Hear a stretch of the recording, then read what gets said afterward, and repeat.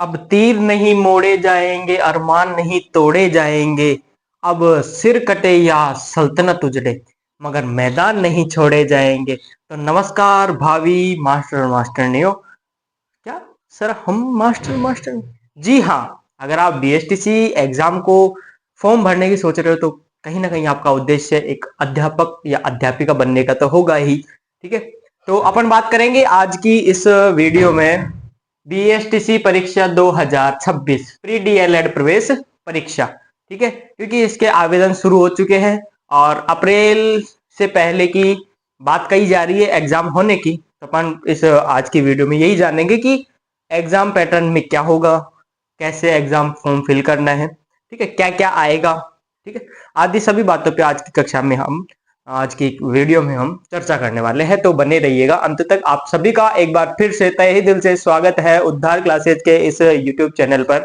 मैं जितेंद्र कुमार सैनी आप सभी का स्वागत करता हूं दिल खोल के। ठीक है, तो अपन बात करते हैं बिना टाइम खराब करे हुए बीएसटीसी परीक्षा 2026। ठीक है, तो पहली चीज बीएसटीसी की फुल फॉर्म आपको बताता हूं, बेसिक स्कूल टीचिंग सर्टिफिकेट। ठीक है, तो अपन इसी की चर्चा करेंगे आज बीएसटीसी परीक्षा 2026 की। ठीक, किसके द्वारा कंडक्ट करवाया जाता है? तो ये करवाया जाता है वर्धमान महावीर खुला विश्वविद्यालय कोटा के द्वारा। ठीक है, आवेदन की तिथि शुरू हो चुकी है।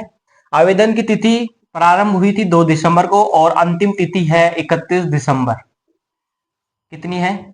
31 दिसंबर है। तो फटाफट से जिस जिस छोटे भाई बहन का अगर विचार है कि हाँ मुझे भी बीएसटीसी देना चाहिए, मेरे में इतनी योग्यता है, तो आप जरूर एक बार अप्लाई कीजिए। ज्यादा ये मत देखना कि फॉर्म फीस इतनी है तो मैं नहीं दूंगा और ऐसे ऐसे, एक बार जरूर देना। ठीक है, एक्सपीरियंस बड़ी चीज होती है। कब आपको लगना चाहिए कि हाँ मैं कर सकता हूँ, तो फॉर्म फिल कीजिए।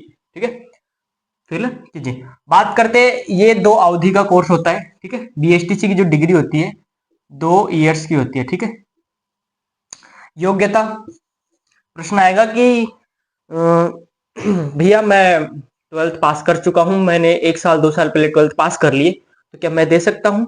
या फिर कोई ऐसा भी मेरा छोटा भाई बहन होगा जो ये प्रश्न करेगा कि मैं तो अभी 12th क्लास में ही हूं, 2026 में तो मैं 12th का एग्जाम पास करूंगा, तो क्या मैं भी दे सकता हूं? तो जी हाँ, अपन बात कर रहे हैं जो भी साथी 12th पास हो या फिर 12th में अध्ययनरत हो, 2026 में वो एग्जाम देने वाला हो बोर्ड का।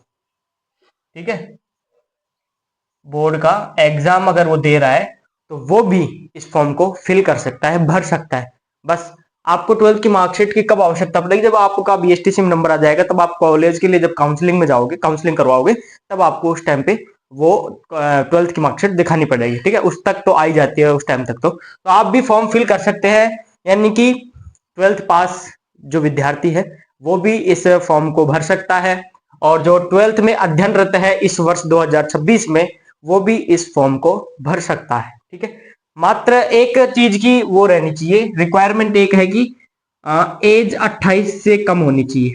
ठीक है, 28 वर्ष से ऊपर का कोई व्यक्ति अगर है तो वो इस फॉर्म को नहीं भर सकता। ठीक है, कुछ कंडीशन है, जैसे कैटेगरी वाइज थोड़ा बहुत उसमें छूट मिलती है। ठीक है, जैसे महिलाओं वगैरह को तो उनको छूट मिलती है, जैसे विधवा, दिव्यांग या परित्यक्ता, तो इन सबको छूट मिलती है, वो बात बाद की बात है। ठीक है, शुल्क लगेगा 450 रुपए। ठीक है, अब ई मित्र से भरवाओगे तो 100 150 वो खुद के भी लेगा, तो वो चीज बात अलग है, वरना इसका शुल्क है 450 रुपए। ठीक, परीक्षा की तिथि अप्रैल मई में करवाने की कोशिश है इस परीक्षा को। ठीक है, और अधिक जानकारी के लिए आप इस साइट पे भी जा सकते हो, ये इसकी ऑफिशियल साइट है प्री डी एल एड राज 2026.com। ठीक है, आप इस पे भी एक बार विजिट करके देख सकते हो। ठीक है, और मात्र इसमें न्यूनतम जो परसेंटेज ये है ना 12th में, वो चाहिए 45% और जनरल के लिए 50%। ठीक है, बात करते हैं इसमें कौन कौन से दस्तावेज की आवश्यकता पड़ेगी। 10th की मार्कशीट की, 12th मार्कशीट, एक आपकी फोटो, ठीक है, हस्ताक्षर होने चाहिए आपके, और एक अंगूठे का निशान आपका। ठीक है, एक आपका आधार कार्ड, एबीसी आईडी, अपार आईडी की आवश्यकता पड़ेगी, एक मोबाइल नंबर की आवश्यकता पड़ेगी, एक ईमेल की, जाति प्रमाण पत्र और बैंक की पासबुक। ये सभी दस्तावेज है जिनकी आवश्यकता आपको फॉर्म भरवाते टाइम पड़ने वाली है। ठीक है, अब ये तो हो गई बेसिक बेसिक चीजें। तो ध्यान कब रखना है आपको, किस चीज का ध्यान रखना है? आवेदन शुरू हो चुके हैं 2 तारीख से और अंतिम तिथि है 31 दिसंबर।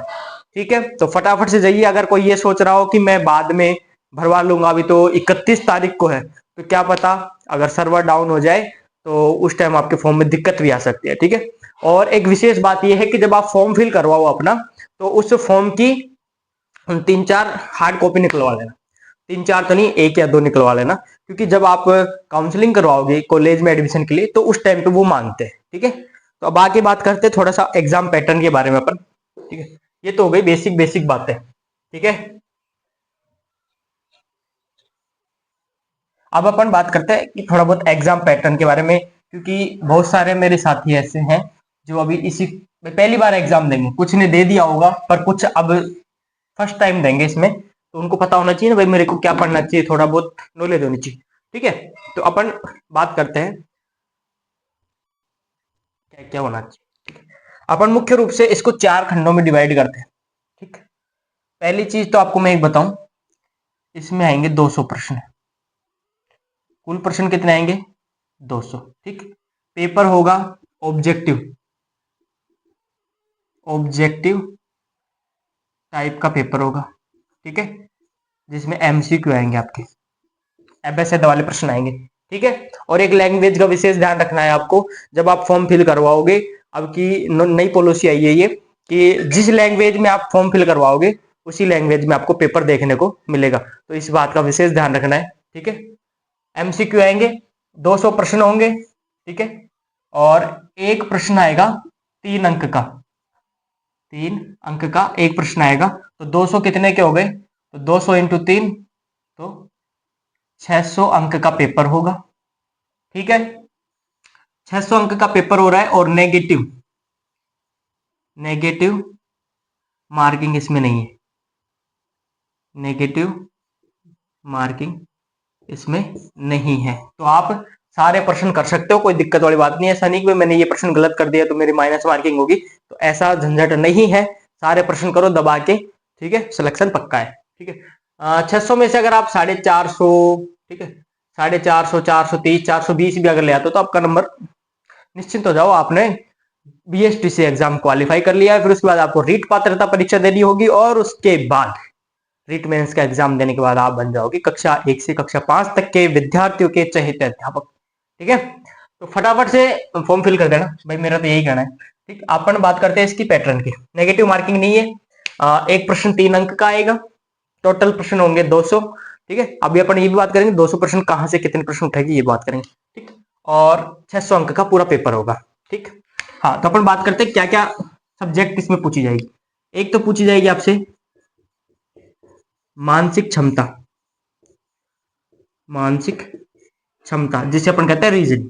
ठीक, और एक सामान्य ज्ञान, जीके, सामान्य ज्ञान, और एक आपसे पूछा जाएगा शिक्षण अभिगम्यता या फिर शिक्षण योग्यता।